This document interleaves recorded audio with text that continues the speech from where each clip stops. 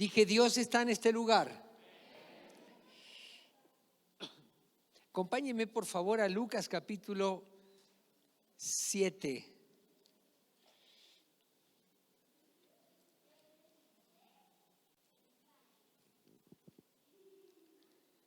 Lucas capítulo 7, verso 1 al 10. Hoy los niños van a estar nuevamente con nosotros hasta la semana que viene. Ya empezamos. Próximo domingo, los niños vuelven a sus clases y los niños dicen, y los padres dicen, obvio, evidente. Muy bien, gloria a Dios.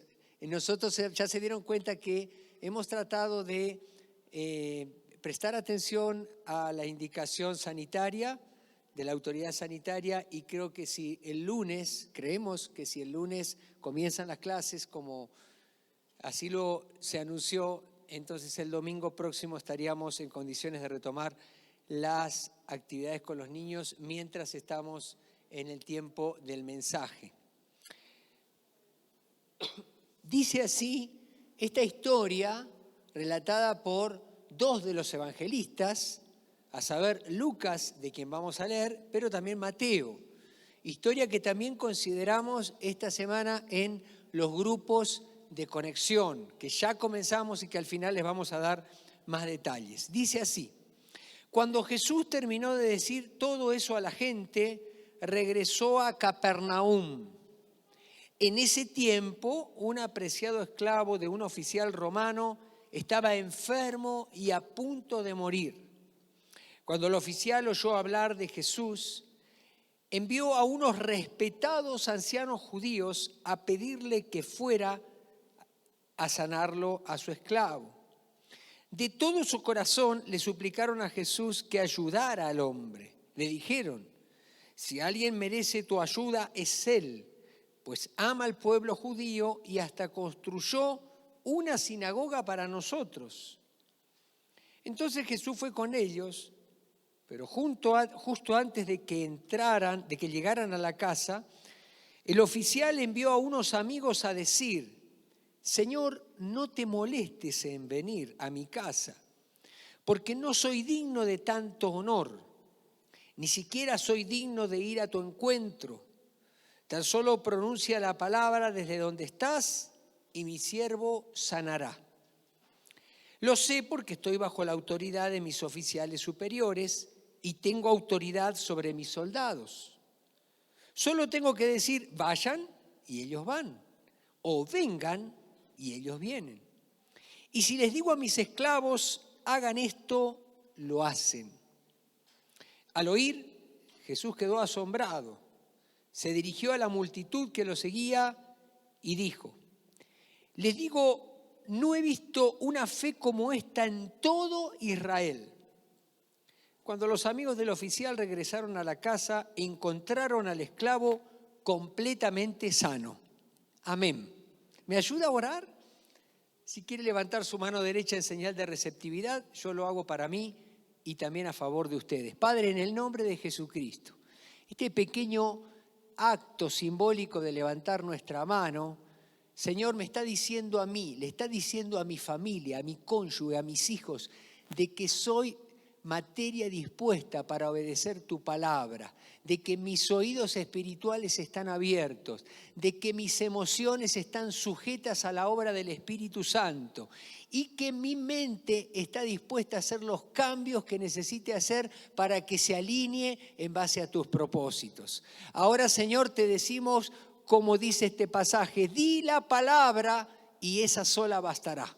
Porque muchas voces del mundo, muchas voces de nosotros mismos nos confunden, nos mantienen en temores y no producen lo que necesitamos que suceda en nuestra vida. Pero una sola palabra tuya bastará.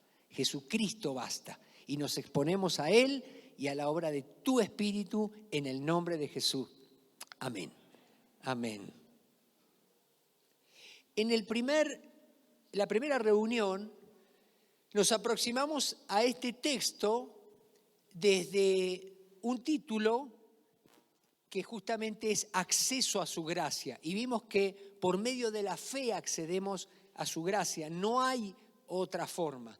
No hay otra forma. Ya lo vimos domingos anteriores, cuando le queremos añadir los valores, no funciona.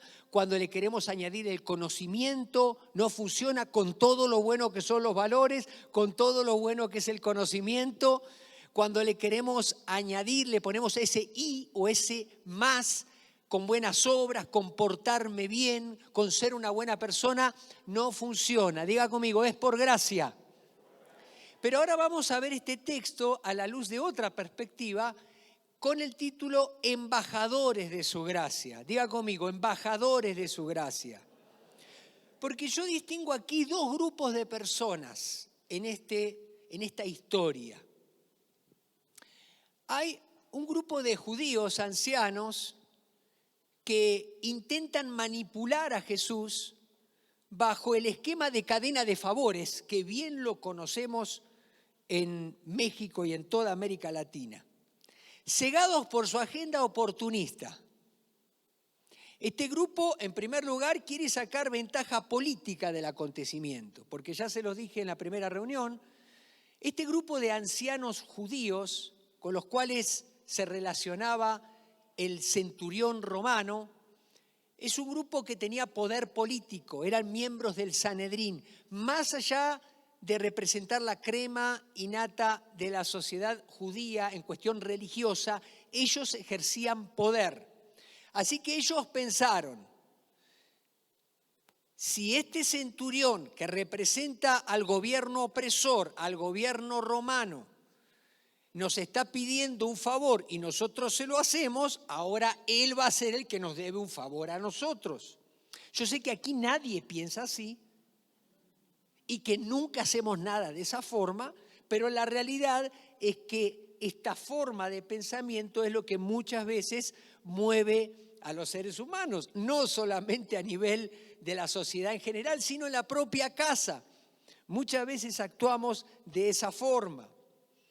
También este grupo apela al chantaje emocional y a la meritocracia, porque llegan con el Señor Jesucristo y le dicen a Jesús, este hombre realmente necesita un milagro y este es el momento para que tú actúes. ¿Por qué? Porque Él lo merece. Diga conmigo, Él lo merece. Él lo merece. Y sabemos que este tema de la meritocracia es algo que también domina en el mundo. Por ejemplo, escuchamos o nos exponemos a publicidades que nos dicen, porque tú te lo mereces, cómprate tal o cual cosa, ¿sí o no? O sea, si yo me lo merezco, entonces me lo voy a comprar. O date unas vacaciones, date un viaje así porque tú te lo mereces. Entonces, eso sabemos que es una buena estrategia de marketing en la cual muchas veces nosotros mismos caemos porque pensamos, bueno, me lo merezco y una y otra vez andamos premiándonos en la vida. Y no funciona así con Jesús. Estas personas que se acercan a Jesús con esta perspectiva, los ancianos judíos, no tienen ningún interés en las personas. A ellos no les interesaba la salud del criado. A ver, vamos a situarnos. Un centurión romano, un oficial que tenía 100 soldados a cargo, era un hombre respetado, era un hombre que representaba el poder de Roma, era un hombre que representaba el orden. Todos sabemos que de la cultura romana nace lo que le llamamos, lo que conocemos como la ley, lo que conocemos como el tema de las instituciones y todo lo que hoy la mayoría de los países tienen en alguna forma de gobierno. Así que él representaba todo eso, pero además era una persona de buena posición social, era una persona de dinero. Él se podría, como dijimos, haberse acercado a Jesús directamente, pero él le pide a estas personas porque tenía una relación con ellos. Pero lo que lo mueve al centurión para pedirle a estas personas que intercedan con Jesús, lo que lo mueve es el cariño que le tenía al criado, era el amor que le tenía a este joven que era su esclavo. Y esto es algo muy importante. ¿Por qué? Porque no debía ser así desde el punto de vista de su cultura. Ningún amo veía a un esclavo como alguien digno de que se le atendiera, de que se le diera medicina, de que no, simplemente los dejaban morir o los sacaban fuera de la ciudad. Así es como pensaban. De hecho, lo dice muy bien el griego Aristóteles, que un esclavo no es sino una herramienta animada, es decir, que se mueve, a diferencia de una pala. Así veían ellos. Pero este hombre actúa totalmente diferente. Sin embargo, no interpretan así los ancianos que van con esta encomienda. A ellos no les interesaba la salud del criado. Cuando ellos, yo me imagino que el centurión mandó a llamar a 2 o 3 de ellos y le dijo, ¿saben qué? Tengo esta necesidad. Yo sé que ustedes tienen más cercanía con el maestro, la religión judía, él es un rabí, les pido este favor. Él hizo lo correcto. Ni bien salieron de ahí, los ancianos se miraron y dijeron, esta es nuestra oportunidad de posicionarnos y ganar un mejor lugar en nuestro ámbito de poder. Y ellos salen con otra agenda. Ellos van con Jesús con la idea de a ver cómo se pueden beneficiar de esta gestión. La intercesión está sesgada por su egoísmo y ponen así en riesgo la misión. De hecho, no son buenos interlocutores de la petición. De hecho, expresan algo totalmente contrario al espíritu de la petición del centurión. Pero Jesús no se mueve por los judíos, por los ancianos, sino que discierne su motivación, que es espuria, pero también percibe la fe genuina del centurión. ¡Qué padre! Me encanta esto, porque muchas veces nosotros nos convertimos en intercesores de alguna necesidad y sesgamos esa intercesión con nuestro egoísmo, con nuestra mentalidad de cadena de favores, con nuestra mentalidad meritocrática, etc. Y cuando vamos con Jesús la regamos, decimos todo al revés y no favorecemos a la persona. ¿Pero qué creen? Diga conmigo, Jesús es más listo. El Espíritu Santo conoce todo. Y entonces, aún y con toda esa cuestión que no ayudaba, ya vimos, Jesús discierne que hay algo importante. ¿Por qué? Porque el centurión, lejos de venir él con todo su poderío y demostrar que él puede acercarse con aquel que creía que le podía ayudar, él envía a este grupo de personas.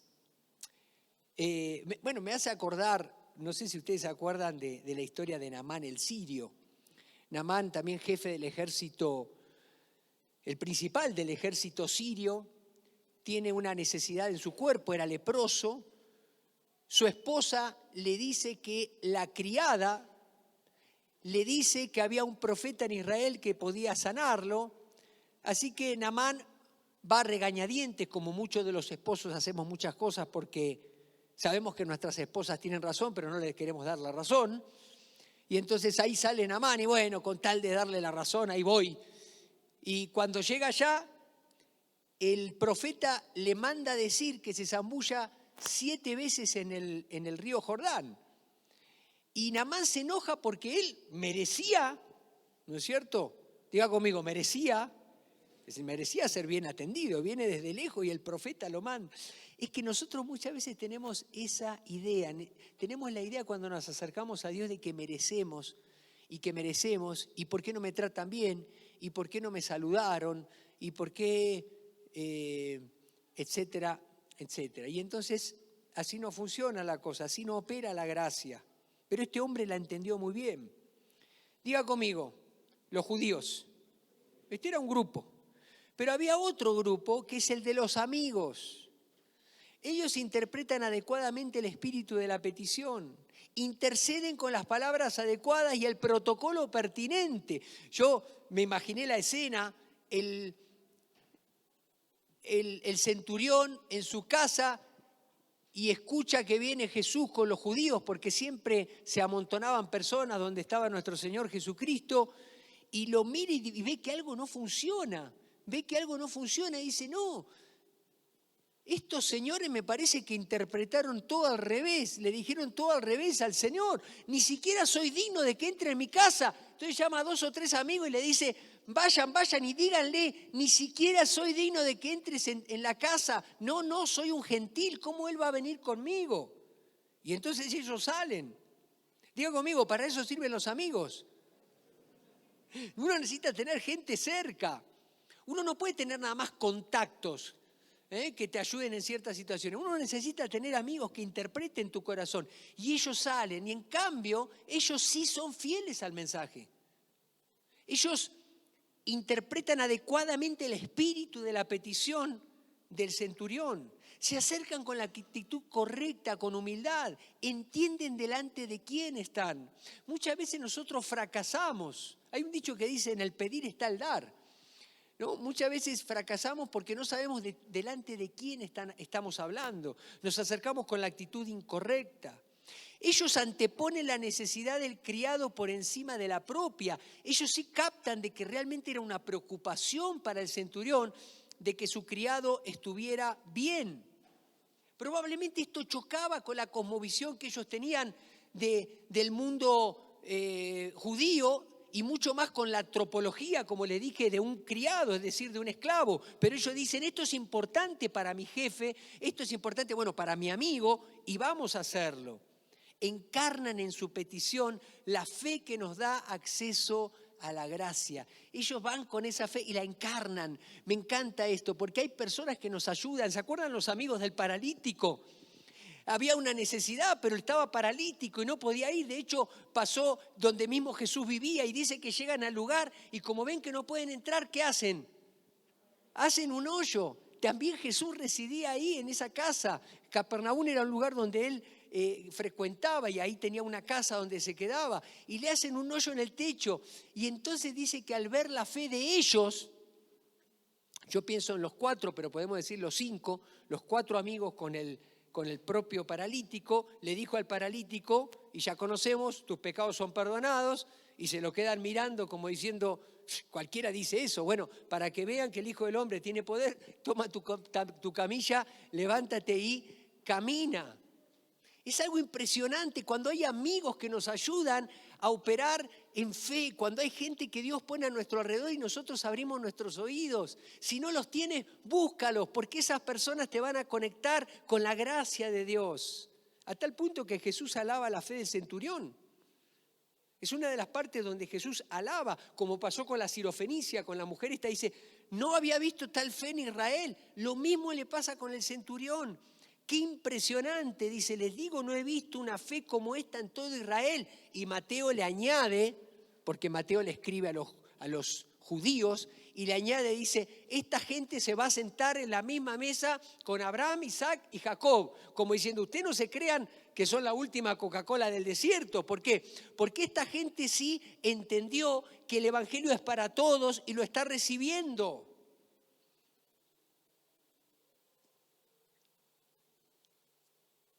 ¿Qué quiero que saquemos de aquí? Quiero que saquemos un principio.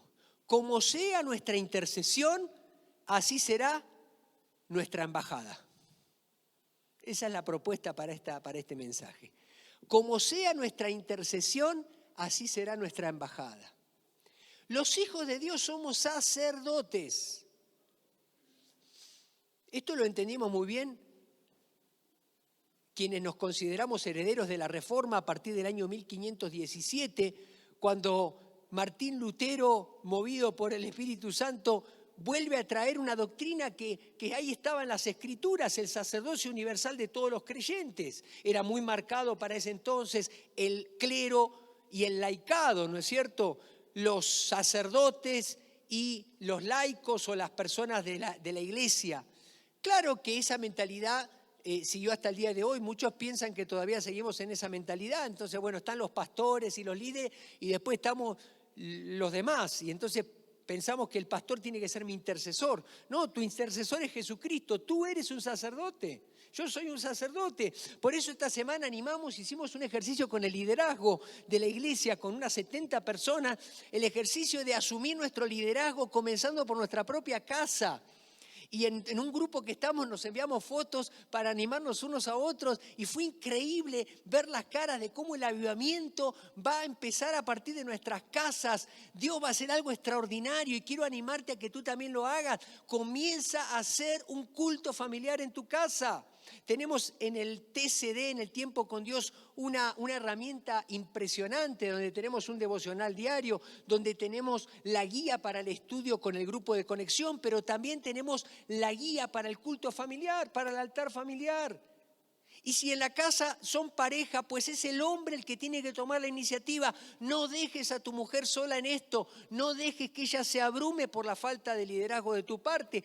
Toma la iniciativa y di, vamos los martes a tal hora, los miércoles, los domingos, los sábados. Nos enviamos fotos. Y me impresionó ver las caras de los chicos, de los adolescentes, de los niños, diciendo, en esta casa hay sacerdocio. En esta casa hay conexión con Dios. Eso es un sacerdote. Si tú haces de este culto tu único ejercicio sacerdotal en la semana, eso es muy precario, es muy primitivo, no te va a alcanzar. Esto es un ejercicio sacerdotal colectivo donde todos nos juntamos para poder conectarnos con el Señor, conectar a la necesidad de la ciudad con Dios. Por eso oramos también por los gobernantes, oramos por lo que está pasando ahora con las elecciones, oramos por los enfermos no solo de nosotros, sino de la ciudad, pero también para tener una palabra de Dios para la ciudad, para tener una profecía, para ahora, por ejemplo, en este año que decimos sin límites y cómo eso se va desarrollando en cada uno de los ámbitos, en cada una de las esferas de la sociedad y en cada uno de los ministerios o a través de los ministerios, pero también estamos pensando en los 39 municipios. ¿Por qué? Porque oímos a Dios y tenemos algo no solo para la ciudad, sino para el Estado, pero también oímos a la gente, oímos la necesidad y le pedimos a Dios. ¿Y qué creen? Dios está obrando, Dios está haciendo milagros. ¿Cuántos dicen amén a eso?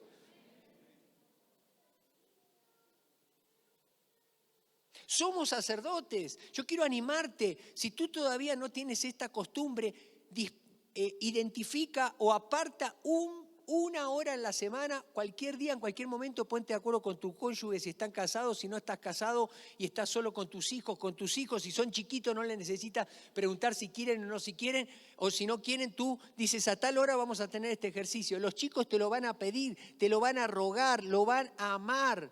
Esa es la experiencia que hemos tenido nosotros en lo personal y tú lo vas a experimentar. Y aquellos que comenzamos esta semana, a ver cuántos comenzaron su culto familiar, levanten la mano, a ver, para animar a los demás. Miren, levanten la mano. Los que ya comenzamos, no nos quedemos con la emoción del día que comenzamos a hacerlo 2 o 3 semanas.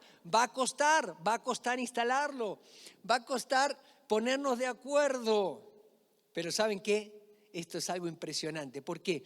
Porque volvemos a poner la doctrina del sacerdocio a partir de nuestras propias casas. Les enseñamos a nuestros hijos y a nosotros mismos que nosotros como sacerdotes representamos a las personas delante de Dios y a Dios delante de las personas. En cuanto a lo primero somos intercesores, en cuanto a lo segundo somos embajadores. Si nuestra intercesión está cargada de meritocracia, vamos a ser embajadores de la misma y vamos a mal representar el evangelio de la gracia. Siempre le vamos a estar pidiendo a las personas que para acercarse a la iglesia tienen que dejar de fumar, que para acercarse a la iglesia tienen que dejar el six de los sábados, que para acercarse a la iglesia tienen que dejar de ver tal. Eso no es gracia. Es el Espíritu Santo el que nos sumerge en el ambiente de Dios y cuando nosotros pasamos de las tinieblas a la luz y estamos en la luz, nosotros ya no nos preguntamos si tomar o no tomar, si fumar o no fumar, si ver tal cosa o no verla. No podemos, no nos sale, no nos queda.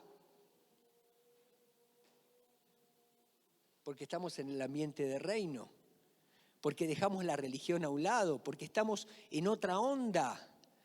Si nuestra intercesión antepone los deseos egoístas sobre el bien de otros, vamos a ser embajadores del egoísmo y del ensimismamiento en vez de serlo de su amor.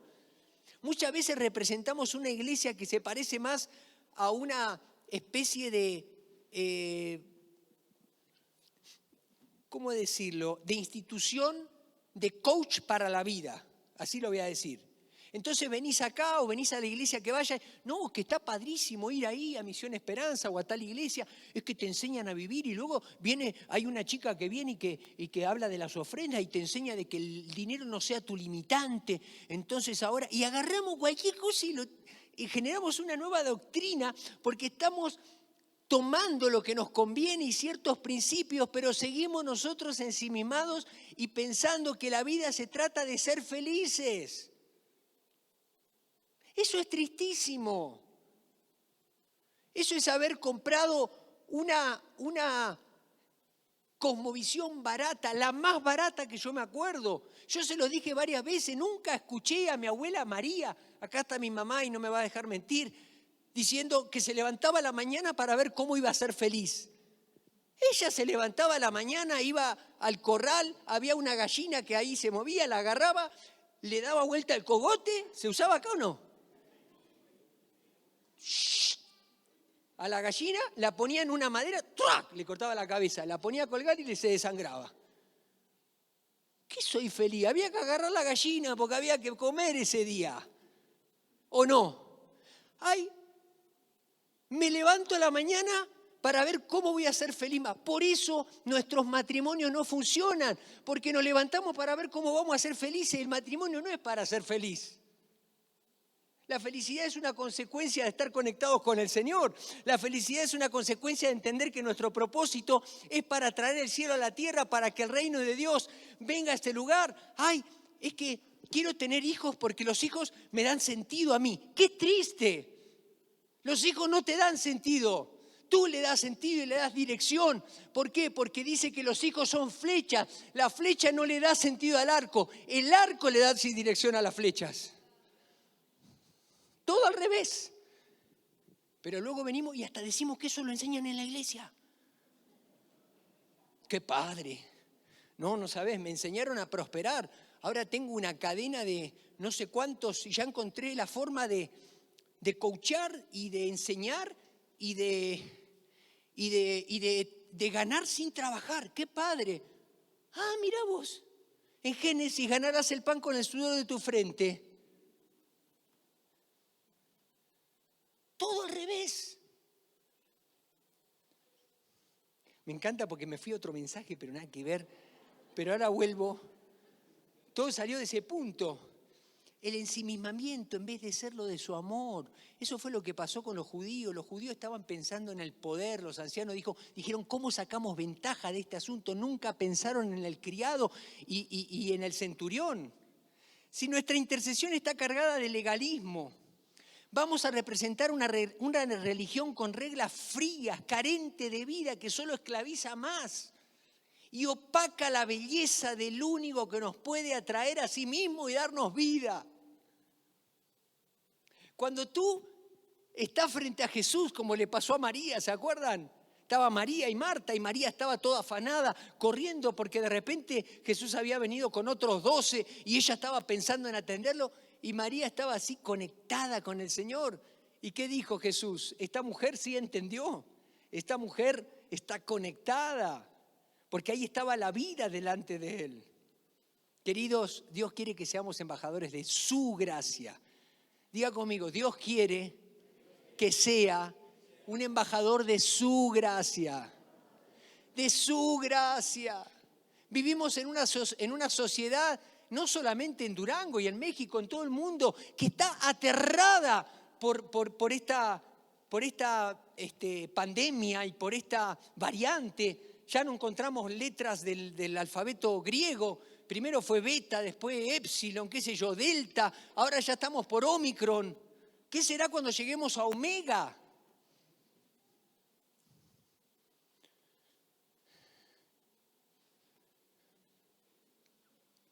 ¿Y qué pasará? Y toda una cuestión así. Y ya hemos aprendido muchas cosas. La gracia también funge como un puerto, un puerto seguro, un puerto donde uno encuentra ese sosiego y esa paz de estar en casa, de estar seguro. Ya no estoy en el medio de la tormenta. Así funciona la gracia, un lugar de seguridad. Lo veíamos esta mañana, la fe nos da acceso a su gracia, nos da confianza, entramos a la cámara del Rey, entramos al lugar donde Él no nos va a matar, Él te va a dar vida. Muchos piensan que entran a la cámara del Rey como en la antigüedad y si el Rey se levantó de buenas, qué bueno, pero si no, te mata. No, Dios no te va a matar, Dios es un Rey bondadoso. Él te dice que por medio de la fe en Jesucristo entres porque no te va a matar, te va a dar vida. Ay, pero pastor, si Él supiera, imagínense que Dios me pasa todos mis pecados en esa pantalla. ¿Cómo me va a ir? No, Dios no te va a señalar los pecados. Dice, yo deshice como una nube tus pecados, tus rebeliones las deshice como niebla, como neblina, y eché tus pecados al fondo del mar. Cada vez que tú te recuerdas tus pecados, habiendo ya recibido el perdón de Dios, tú ofendes a Dios porque le dices a Dios que Él no tiene capacidad para perdonarte. Dios ya te perdonó en Cristo Jesús. Punto. Acéptalo, recíbelo. Dale el crédito, dale gracias. Entras a la cámara del Rey, Él no te va a juzgar, Él no te va a condenar, Él no te está señalando. Todo lo que encuentras es una clara y una abierta bondad de Dios. Eso es gracia. Dale un aplauso al Señor. Dale un aplauso fuerte. Dile gracias, gracias. No lo merezco, Señor, pero lo recibo.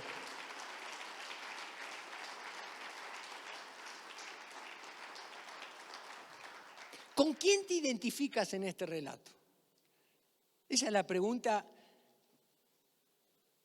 para cerrar esta palabra. ¿Te identificas con los ancianos judíos tratando de sacar ventaja? ¿Con una intercesión sesgada por el ensimismamiento y el egoísmo?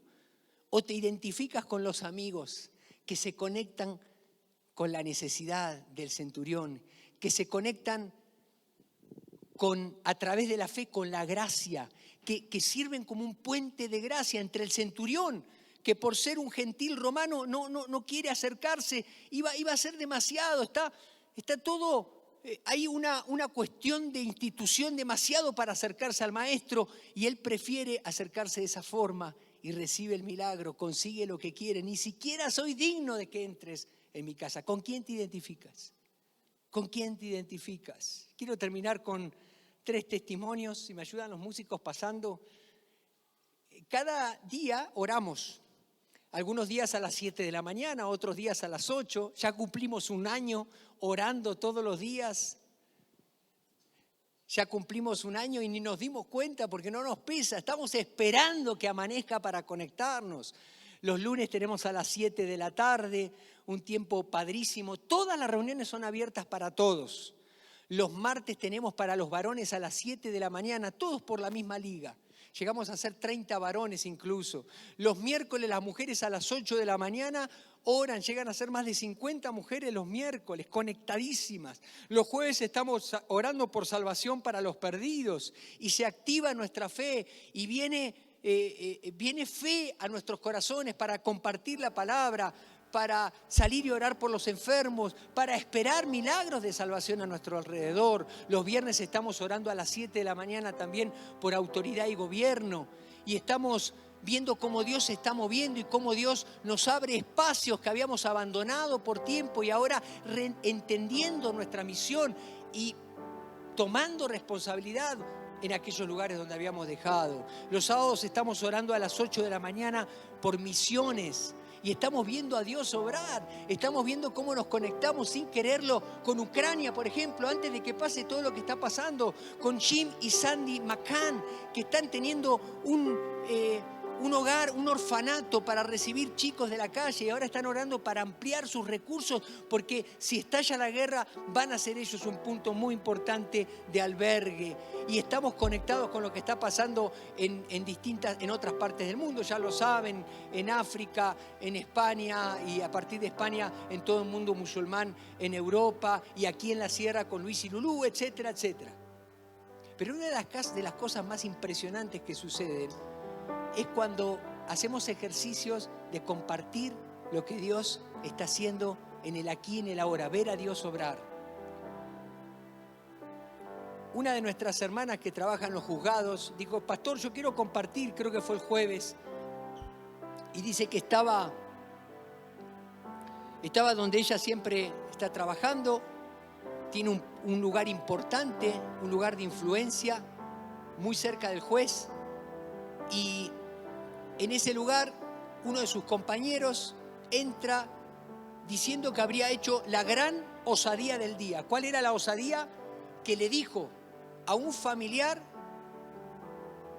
que venía a ver a su hijo, o sea, en este caso el padre que venía a ver a su hijo que estaba en el reclusorio, estaba en el Cerezo, y le dijo quien representaba a la ley, quien representaba a esta institución del poder judicial, le dijo: ¿sabe qué? Su hijo no es digno de que lo visite porque mató a su mamá, o sea, a su esposa. Así que mejor ni lo visite ahí, que quede y que vea cómo le haga. Y luego empezó el comentario entre uno y otros como avalando lo que esta persona de los juzgados decía. Como todo, sí, tiene razón, no tiene perdón de Dios, agregaba otro. Porque luego cuando estamos en un ambiente así, hacemos leña ¿cómo se dice? Del árbol caído. Y entramos a añadirle cosas, ¿no es cierto? Sí, tiene razón. Y entonces la voz de la turba se fue agrandando, y nuestra hermanita que estaba en su lugar le empezó a algo de acá adentro. Cuando tú sientes algo así, es el Espíritu Santo. Tienes que confiar en Dios. Y el Espíritu Santo estaba así: habla, di. Y se paró empoderada, con respeto y con amor, pero dijo: discúlpeme, pero solo Dios puede juzgar a las personas. Nosotros no somos quienes para decir que esa persona no es digna de que la visiten. Diga conmigo.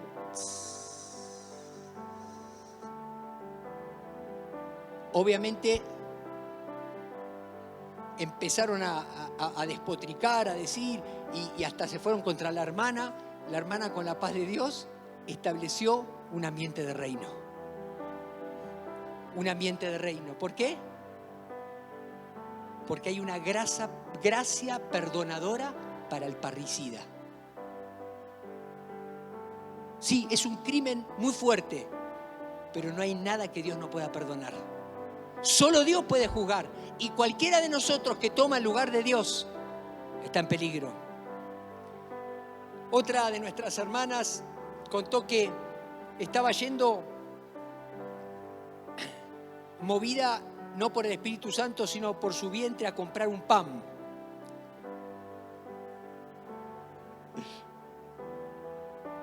Me sentí identificado esta semana porque entré a un supermercado a comprar una mantequilla y salí comprando un pan. Porque también soy muy del pan. Y dice que ahí se pone en la fila y se encuentra con un colega ante su maestro y le cuenta que está pasando una situación delicada de salud. Y entonces el Espíritu Santo empieza con un fuego y le dice: orá por él. Y mira, sí, pero ya estaba llegando al pan. Y ya estaba en la fila, estaba lleno de gente. Y luego fue mi maestro, no sé cómo. Y el Espíritu Santo dice, doctor, vamos a orar. Doctor reconocido de la ciudad, con un diagnóstico adverso, ya una fecha para ser intervenido. Y le dice: vamos a orar. Ay, sí, gracias. Le dice: yo sé que tú eres de los aleluyos. Dice: está bien ahí, como ore en la iglesia. No, doctor, vamos a orar ahora. Y ya le estaban llamando, ya tiene su número. Estaba entre el pan y la oración, Y pudo vencer. Y se fue con el pan, no. No. Y entonces dijo: vamos a orar. Y ahí a los gritos pelado, y oró y habló salud. Y nos pasó el motivo para orar cuando lo van a intervenir. Gracia sanadora, aún para la ciencia. Cuando la ciencia, y respetamos la ciencia, gracias a Dios por los médicos, qué maravilloso. Pero que me encanta cuando un médico ora. Eso es impresionante. Cuando el médico ora, ¡wow! A mí me ha tocado ir a visitar a personas con médicos y entonces todos esperan que ore el pastor. ¿Por qué todos esperan que ore el pastor? ¿O se cree que la oración suya es menos poderosa que la mía. Es como en la mesa, nos sentamos a orar y siempre esperan que ore cuando estamos de visita el pastor. ¿Por qué el pastor? Que ore el dueño de casa. Di conmigo, sacerdocio. Y luego si tú estás en tu casa, que ore una vez cada una, que ore la señora de la casa, la mamá, la que dirige junto con el cónyuge, que ore luego uno de los niños, luego otro. Y me encanta porque voy y entonces el médico se me queda así, que me acompañó para ver al enfermo y dice, ore pastor, no, ore usted. ¿Cómo que oro yo? Ore usted, además usted va a orar, ya puede orar con más conocimiento. Señor, te pido que cuando la sangre pase por aquí, cuando llegue al, no sé, cuando se purifique y todo con los órganos, con todo, lo quiero escuchar, le digo.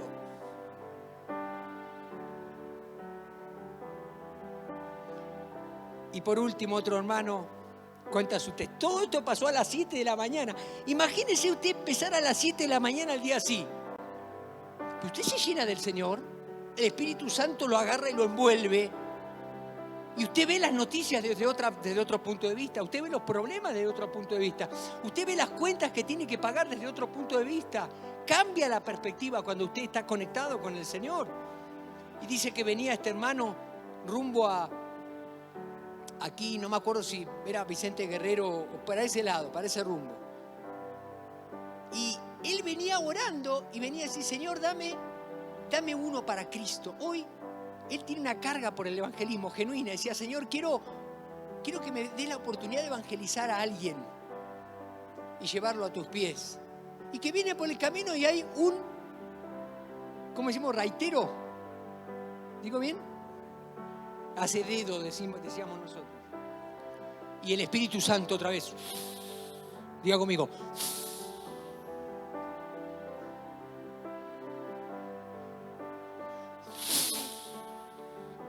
¿No te gustaría vivir en esa dimensión? Ay, pastor, es que usted es muy espiritual. No, yo soy... Pregúntele a mi esposa. Si no fuera por el Espíritu Santo, olvídese. Hay un fuego, hay otra manera de vivir. Y entonces le dice, levántalo. ¿Qué te viene a la mente primero? ¿Cómo voy a levantar a un desconocido? ¿Y si me asalta? ¿No me pedías a alguien para evangelizar? Y que frena la camioneta y lo levanta. ¡Qué imprudente! Cuando uno vive conectado con el Espíritu Santo, desde el punto de vista de la gente que no conoce a Dios, tú eres imprudente, eres loco, eres fanático, ¿sí o no? Pero cuando nosotros vivimos en Cristo, nuestra vida es emocionante, es una aventura permanente, es un riesgo permanente. La fe implica riesgo, claro que implica riesgo, absolutamente, todo el tiempo. Pero ¿a poco esa no es la vida? O la vida es levantarse ahí, quiero ser feliz, pero agarrá una gallina y matala para alimentar a la familia. Sí lo dije la de la gallina ahora, ¿no? Porque luego dije, por ahí me miraron así, ¿qué la gallina? ¿De dónde salió la gallina?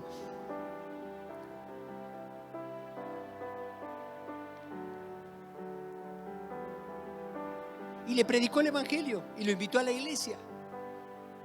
El gozo que tenía ese hermano cuando contaba, el gozo que tenía. ¿Quién te quita ese gozo?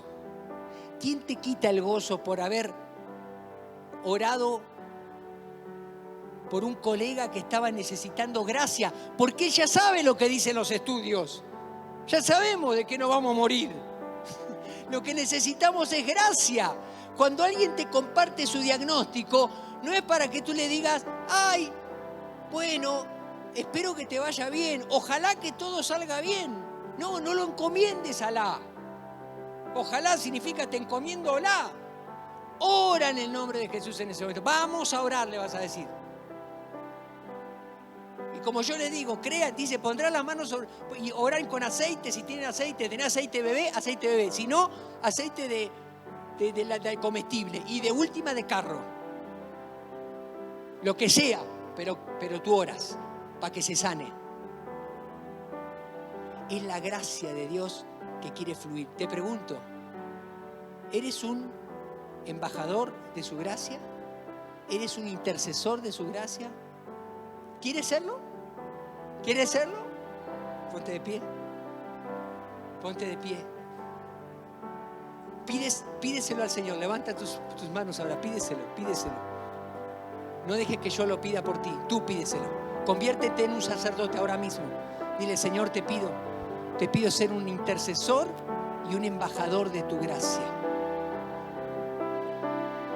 Un intercesor y un embajador de tu gracia. Un embajador que esté conectado contigo, Señor. Te pido en el nombre de Jesús. Espíritu Santo, ven sobre nosotros.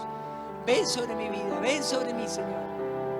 Quítame el ensimismamiento. Quítame la mentalidad poquitera. Quítame la mentalidad meritocrática. Quítame, Señor, todo lo que me aleja de tus propósitos, de tus caminos, de tu gracia, de tus cámaras. Quítame la mentalidad legalista. Quítame, Señor, todo eso. En el nombre de Jesús, quiero ser un embajador de tu gracia. Quiero ser como los amigos. Vamos, ora tú, ora tú.